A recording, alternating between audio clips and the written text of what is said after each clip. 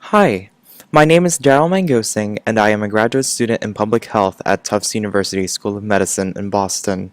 For my master's practicum, I am doing a Photovoice project among members of the Young Adult Community Advisory Board from FACTS under the guidance of Claire Berman from the Health Education and Communication Committee.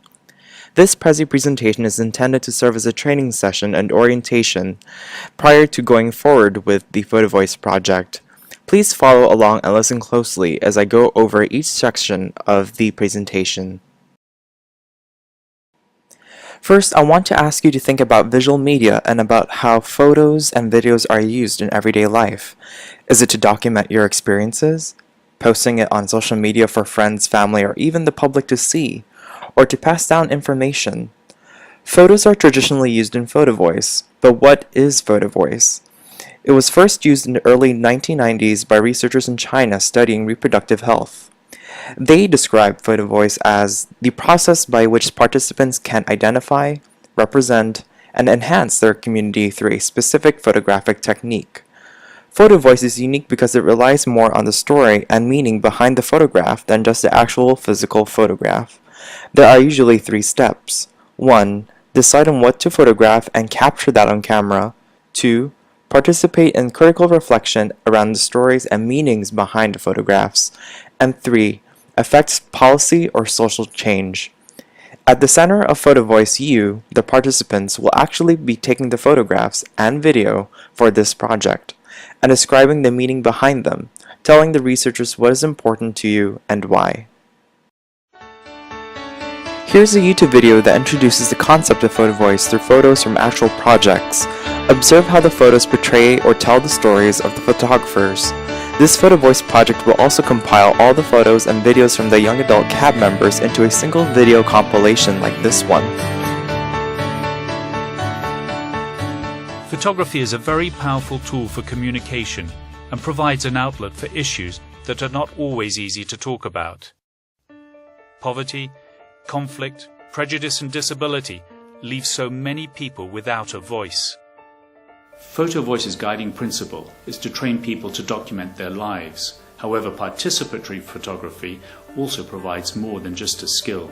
It increases self-confidence and fosters a sense of pride in the individual and the community.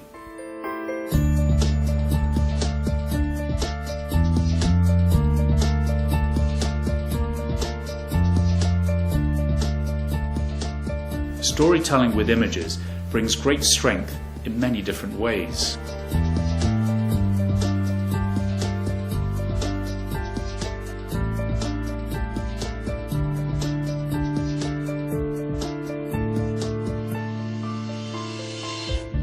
Participatory photography empowers people, and by telling their own stories, they gain a level of control of how they're perceived.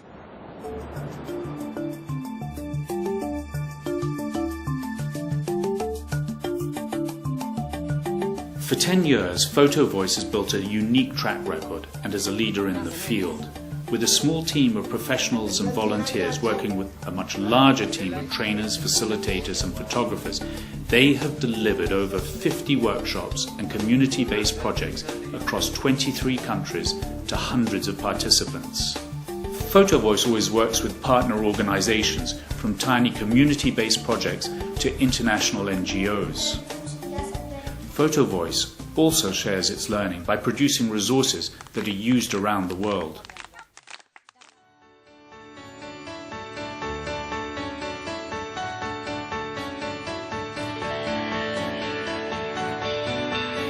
Photovoice's work is made possible thanks to your donations, print purchases and fundraising events.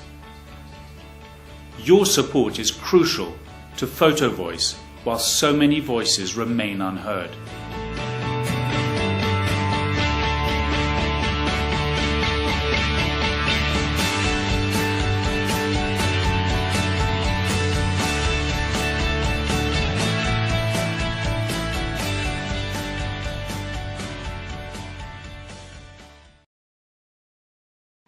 So, what will you be doing? First, you'll be capturing yourself in your community and environment in the way that you see it. Then, we will come back together as a group to discuss the stories around the photographs or videos, which is what we call a focus group discussion. Finally, we will use the digital media and narratives to shape social interactions between your peers, in facts as well as others. Taking photos and recording video is rather simple, point and click. However, a certain amount of power comes with being a photographer.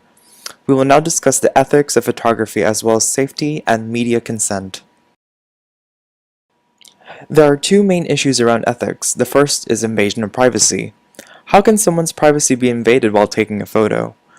It is a violation of privacy to take someone's photo or video without his or her permission. Even if the person did not appear to object, not asking permission may cause that person to be upset when their photograph or video is publicized and could potentially put the photographer, you, in danger. Permission must be granted before the photographer or video is taken, even if the photographer believes they will lose naturalness or authenticity. It is suggested to learn the art of patience. Many professional photographers actually spend most of their time behind a camera just waiting.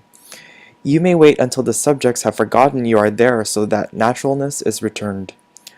By asking permission, the subject gains trust in the photographer and gives a chance for the photographer to discuss what they are doing and explain the Photovoice project. The general rule is a participant is not required to receive a signature when taking a picture or video of a group of people where individual faces are not recognizable, or the photographer is taking a photo of something and a person just happens to walk into the shot by accident. What should you do if someone does not want their picture or video taken? Some people may not want their photograph or video taken and will have individual reasons for this. Do not pressure someone. People often feel protective of their communities or identity and for this reason may not want their photograph or video to be taken. The second issue is making sure that photographs or videos and narratives are an accurate representation of the community and its members. As photographers, we do not want to show anyone in a negative light or in embarrassing circumstances. Do not record anything that would go against the values of Photovoice and facts, the pediatric HIV/AIDS cohort study. Safety should be a priority for the photographer and subject. Do not take a photo or video of someone doing something risky or incriminating, and do not travel to a strange or dangerous part of the community just for a photograph or video. The photographer as well as the subject should also be able to agree on both what is in the photo or video and the narrative that goes with it. Power comes with using a camera. The photos or video that are produced should be an accurate representation of the community and the subject. Remember that subjects are vulnerable to the image or video even if they give permission to be photographed or video recorded. Consent is very important for the success of Photovoice. Consent occurs when a person understands all of the benefits and risks in participating in this project and they give permission to participate. Receiving consent from all subjects reduces the feeling of intrusion. You are asking for permission before taking photos or video, so privacy is not violated and safety is maintained. Participants must receive written consent from any subjects of the photos or videos. This consent allows for the photographer to photograph or video record the subject as well as for facts to use the media in the future. As for safety, always ask before taking a photo or video of someone or someone's personal property, like someone's house. Be respectful. Do not travel to any area that is known to be dangerous. Do not do anything you wouldn't usually do. Do not go anywhere where you usually wouldn't go. And be aware of your surroundings. So let's start brainstorming some ideas. To start thinking about what you may want to take a photo or video of, let's think about what matters to you, to those around you, to your community. Where do you live? How do you live? This Photovoice project is particularly interested in your identity at this point in your life as an adult. As someone who participates in facts, are there specific situations you find difficult to deal with, and why? How does your identity influence your actions and how you deal with those situations? And finally, how does your identity play into your transition into adulthood? Use these key questions regarding your self-identity and transition to becoming an adult to guide what photos and/or videos that you take. Remember that each one should have a caption narrative and that you can audio record caption if you would like, but this audio portion is optional. Now we are moving on to photography video basics. Some of this may be new to you or maybe even obvious to you. Feel free to skip sections that you are already familiar with. The main thing to keep in mind when taking photos or recording video is to always ask first, before taking a direct photo or video of someone's face. Practice an appropriate introduction and stay safe. And remember, be friendly and positive. Next, keep in mind that photo or video quality is not important. One important thing to do is to write down captions or narratives, about 1 to 3 sentences, to keep notes about why you took a picture or recorded video, almost sounding as if you were talking to someone about your work. Here's an example of a photo with a caption narrative from the photographer who took it. The photographer provides a theme and adds more detail.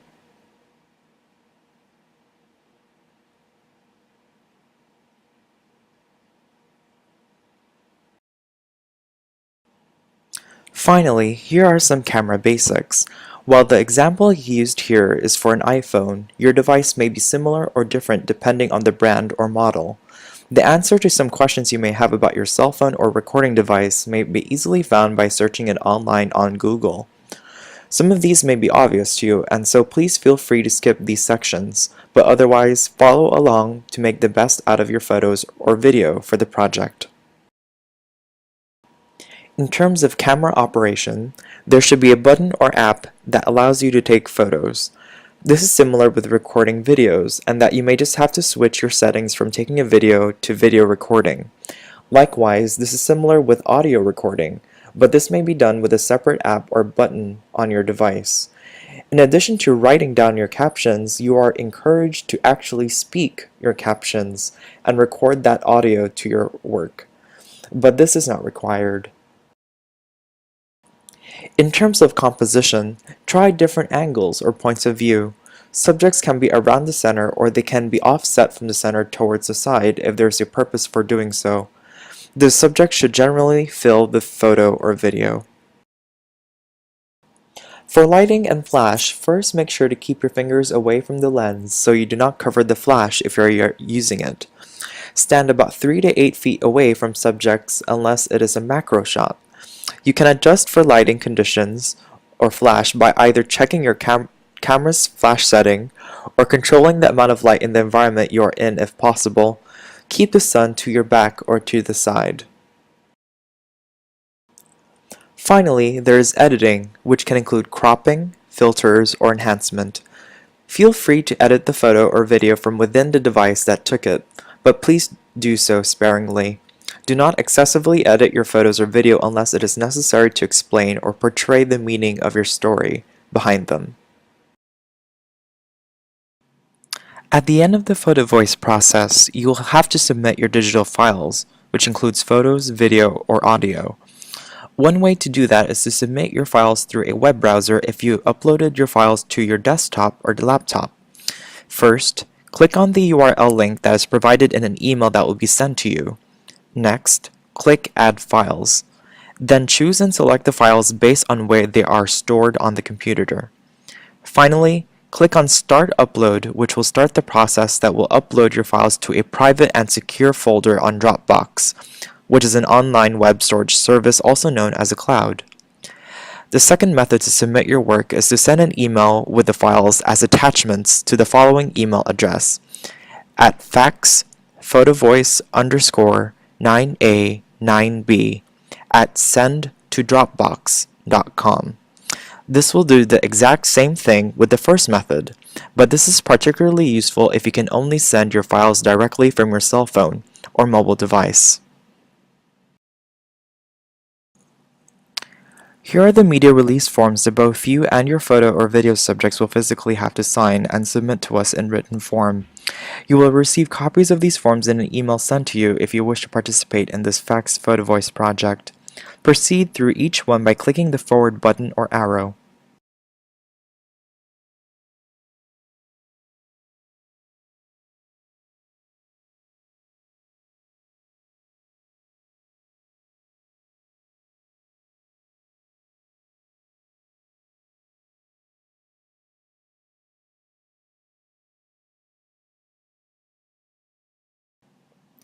You'll be given about 2 weeks to take photos and/or video.